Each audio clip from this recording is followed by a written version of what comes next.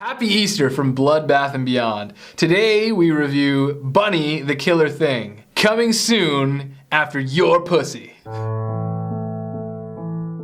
Written and directed by Joonas Makkonen, starring Jari Manninen, Enni Ojutkangas, Vera W. Vilo, and Orwi Manny Ameh. Bunny the Killer Thing is a Finnish film about a man who is kidnapped and injected with some kind of serum and becomes this giant man bunny who has a huge boner. He's a man in a bunny suit. And is looking to fuck all the pussies.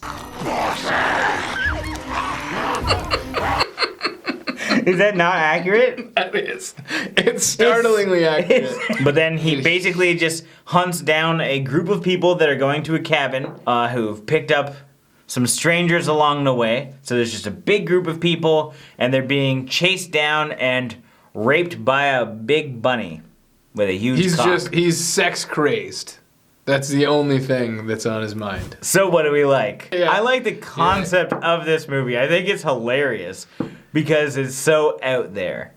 It's just a big dude in a bunny costume running around with the helicopter dick thing. Fucking people, killing people. So, no real motive other than just fucking. Fucking like rabbits is a term for a reason. It's not totally inaccurate. I love the gore. The gore in the movie is excellent. And there's just blood spraying forever. Everything was practical. When the chick had her head blown off from the back, that looked amazing. That looked so cool. I felt that the cinematography was really good. I was just surprised, considering the content. We seeked it out and we got a limited X-rated pussy edition. Of course we needed to get the best of the best, I guess. Right. So it has like the DVD, the Blu-ray, and the soundtrack. Actually, the soundtrack was pretty awesome. So it's shocking because you see like the artwork and it's just like a bunny with a huge dick, but you would never expect the quality, like the actual film quality, just like the landscapes and all the shot types and the focus, everything looked really, really good. I don't know how they got the investments that they did saying, hey guys, we have this giant bunny that fucks people and we need all your money to make this fucking big blockbuster hit. Yeah, oh, so they made the short film, right, which gave, the essence of the video. Right, which is cool. It was like an 18-minute short film. We did watch that. Yeah. And they did have a lot of things included from the short film in the feature. They're all must-haves. I think people who like batshit crazy movies would enjoy this because this one's out there. Well, the characters are enjoyable and the cinematography is great and all that stuff. Like the movie's just fucking weird. I'm gonna have to say I didn't always follow it.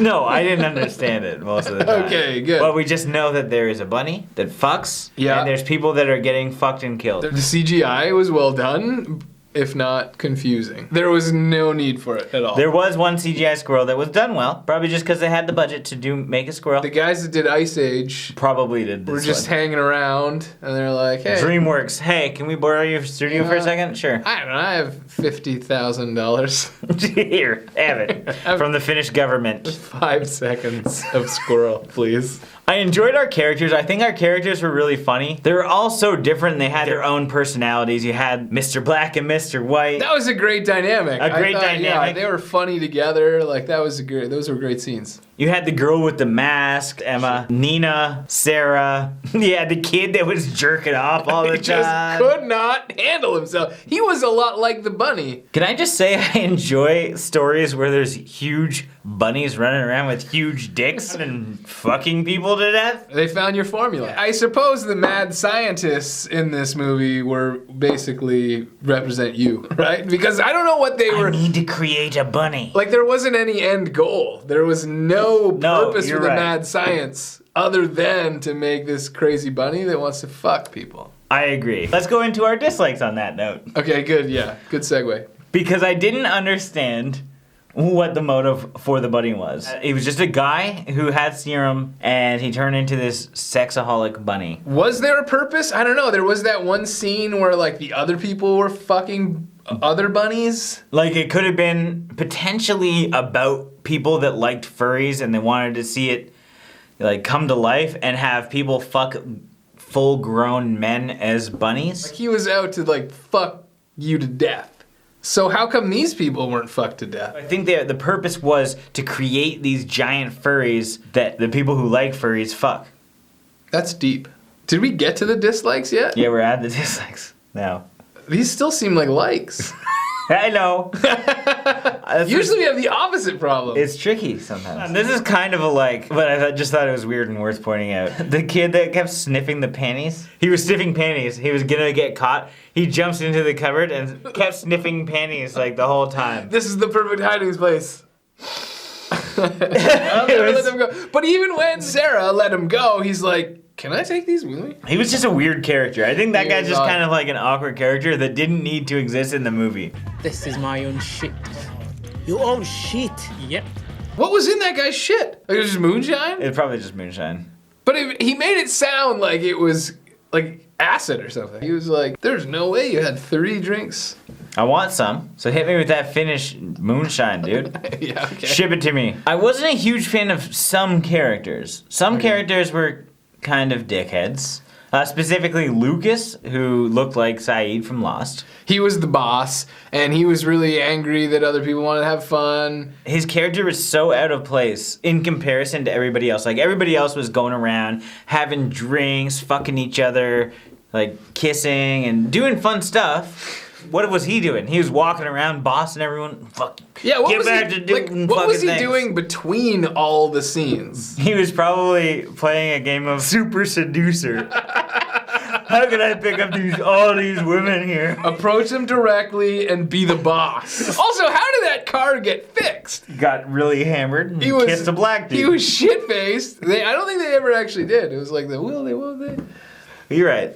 They're just pals. It was platonic. Yeah, but it was like, I feel like maybe Mr. Black was really into Mr. White and Mr. White didn't have any idea. I kind of got that too. Like, if it would have actually happened. Lips would have had to touch before Mr. White realized, what? Right. Oh, like, oh, wait a minute.